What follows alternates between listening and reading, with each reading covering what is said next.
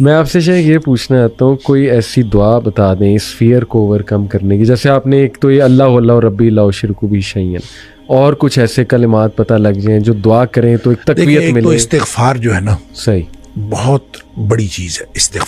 استغفار کے بہت سارے کلمات حدیث کے اندر آئے۔ صحیح۔ ایک ہے استغفار رب اغفر لی وتب علی انک انت التواب الغفور، بہت شاندار استغفار ہے۔ قرآن مجید میں نہیں، یہ حدیث میں حدیث میں۔ رب اغفر لی وتب علی انک انت التواب الغفور۔ ٹھیک۔ ایک استغفر اللہ الذی لا الہ الا هو الحی القیوم واتوب الیہ، بالکل صحیح۔ یہ والا جو ہے نا استغفر اللہ الذی لا الہ الا هو الحی القیوم واتوب الیہ، اندازہ کیجئے کہ حدیث میں قرآن میں آتا ہے کہ جو شخص میدان جنگ سے فرار ہو نا اس پر اللہ کا غضب نازل ہوتا ہے۔ صحیح۔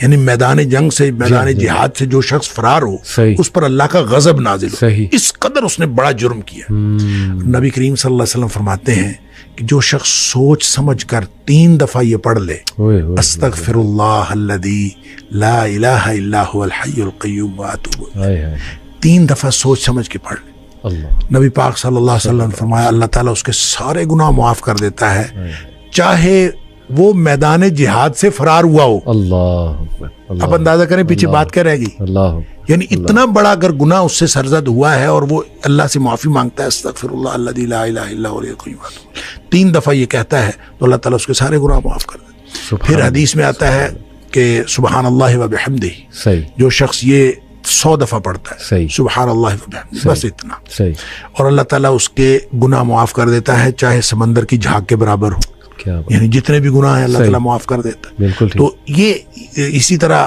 جو اللہم اجرنی من النار ہے، یہ 7 دفعہ اگر کوئی شخص صبح کے وقت پڑھ لے، 7 دفعہ شام کے وقت پڑھ لے، اگر اس دن میں اور اس رات میں اس کی موت آ جائے تو اللہ تعالیٰ جنت عطا فرما دے گا۔ پھر سید الاستغفار ہے، یہ تو میں سمجھتا ہوں شارٹ کٹس ہیں، تو سید الاستغفار 1 دفعہ پڑھ لے، اللہم انت ربی لا الہ الا انت خلقتنی وانا عبدک وانا، تو یہ 7 دفعہ، یہ 1 دفعہ پڑھ لے، دن کے کسی ایک حصے میں پڑھ لے، اس دن فوت ہو گیا تو انشاءاللہ جنت میں چلا جائے گا۔ رات کے کسی ایک حصے میں 1 دفعہ پڑھ لے تو اس رات فوت ہو گیا تو جنت میں چلا جائے گا۔ تو گویا صبح شام کے یہ اذکار میں یہ تو شارٹ کٹس ہیں کہ اگر انسان یہ پڑھ لے تو انشاءاللہ وہ جنت میں جائے گا۔ باقی جو انسان کو یہ خیالات آتے ہیں نا، سائیکولوجیکلی انسان کو ریگریٹ ختم نہیں ہوتا، یا گلٹ ختم نہیں ہوتا، یا آپ کہہ لیجئے کہ اس کے وسوسے ختم نہیں ہوتے، تو اس کے لیے ایک علاج نبی کریم صلی اللہ علیہ وسلم نے بتایا، وہ ہے لا حول ولا قوت الا باللہ،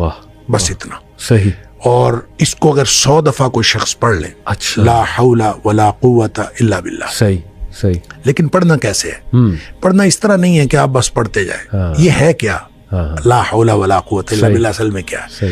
حول کا معنی بھی قوت ہے اور قوت کا معنی بھی قوت ہے۔ لا حول ولا قوت، یوں کہہ لیجئے نہ کوئی اجتماعی طاقت نہ کوئی انفرادی طاقت الا باللہ، سوائے اللہ کے، یا نہ گناہ چھوڑنے کی طاقت نہ نیکی کرنے کی طاقت الا باللہ، یعنی یا تو ایک کو پازیٹیو بنا لے، ایک کو نیگیٹو بنا لے، یا ایک کو اجتماعی ایک کو انفرادی۔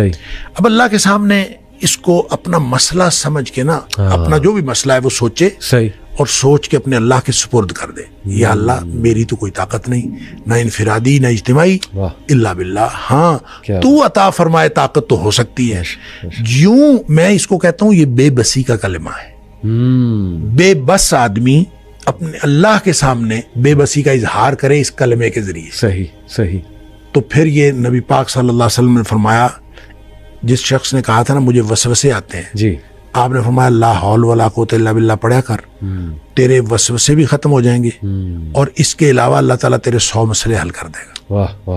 آپ اندازہ کریں ایک شخص کے 100 مسئلے ہوتے نہیں ہیں، 2 نہیں تو 4، 4 نہیں تو 6، 6 نہیں تو 8، اس سے زیادہ مسئلے تو کسی کے ہوتے ہی نہیں۔ تو لا حول ولا قوت الا باللہ پڑھنے سے وسوسے بھی دور ہو جاتے ہیں، اور اس کے علاوہ، اور وسوسے جب حدیث میں اس کا لفظ وسوسے آتا ہے تو میں اس کا سمجھتا ہوں کہ اس سے مراد سائیکولوجیکل پرابلمز ہیں، تو جتنے سائیکولوجیکل پرابلمز ہیں وہ اس سے حل ہو جاتے ہیں۔ اللہ کا ذکر ہر اعتبار سے بہترین ہے، لیکن بعض تو بالکل ایسے ہیں جیسے وہ تیر بہدف ہیں کیا بات ہے. تو اور آپ یہ شیخ اس کو جنت کے خزانوں میں سے بھی بالکل اس کو لا حول ولا قوت الا باللہ، اس کو نبی اکرم صلی اللہ علیہ وسلم نے جنت کے خزانوں میں سے خزانہ بھی قرار دیا.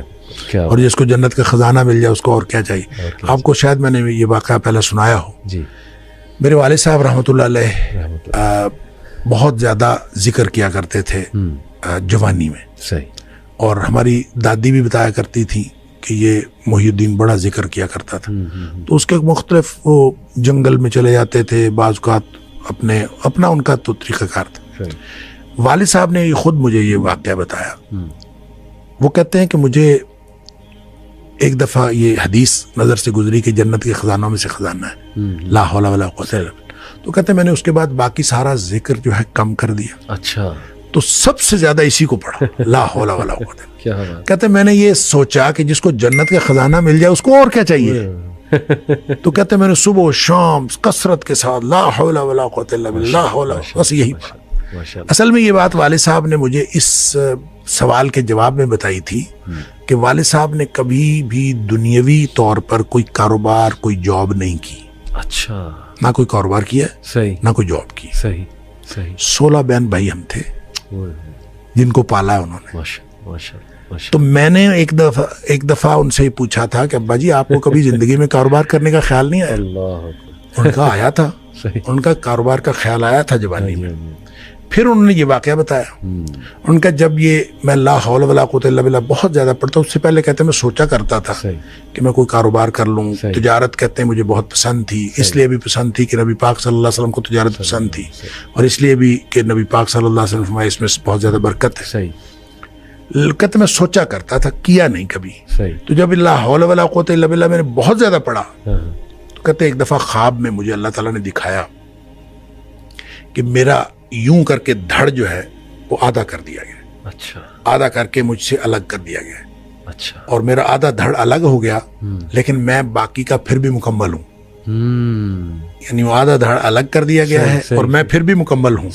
اور مجھے خواب میں ہی بتایا گیا، یہ سمجھایا گیا کہ تیری دنیا ہم نے تجھ سے الگ کر دی ہے. جنت مانگتے تھے نا، تو ہم نے تجھ سے تمہاری دنیا الگ کر دی ہے. تو والد صاحب یہ فرمایا کرتے تھے کہ اس کے بعد مجھے زندگی میں کاروبار کرنے کا خیال بھی نہیں آیا.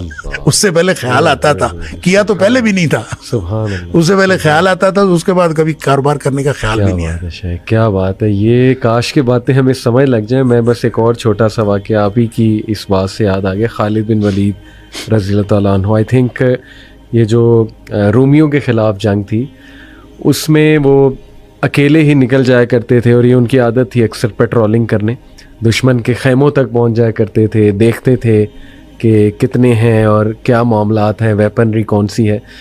تو صحابہ نے انہیں منع بھی فرمایا کہ آپ جو ہے ہمارے کمانڈر ہیں، آپ اکیلے اس طرح نکل جایا کرتے ہیں. تو انہوں نے اس موقع پہ ایک بات کی کہ کیا تم نے حدیث نہیں سنی؟ اللہ کے نبی صلی اللہ علیہ وسلم نے فرمایا کہ وہ انسان جو اللہ کا ذکر کرتا ہے اور جو نہیں کرتا اس کی مثال زندہ اور مردے کی. انہوں نے کہا یہ سارے مردہ ہیں، میں زندہ ہوں. میں تو اس لیے وہاں پہنچ گیا. تو شیخ یہ اگر ہمارا بلیف بلڈ ہو جائے ذکر پہ، ایمان کی بات، اور یہ ایمان ہمارا بلڈ ہو جائے، تو میرا خیال سارے مسئلے حل ہیں. اور بس اختتام یہاں پہ کرتے ہیں شیخ، جو آپ نے وہ بدو کی بات بتائی کہ کیا اس کا گمان تھا اللہ رب العالمین کے بارے میں، کہ اس نے کہا کہ یا رسول اللہ میرا حساب کون لے گا؟ تو اللہ کے نبی نے کہا اللہ لے گا. تو وہ جمپے مارتا ہوا گیا. اس نے کہا بس پھر تو پھر تو میں بخشا گیا. پھر تو میں بخشا گیا. سبحان اللہ. شیخ اللہ آپ کو بہت خوش رکھے، اللہ آپ سے راضی ہو. آپ کا یہ اللہ تعالیٰ ہم سب کو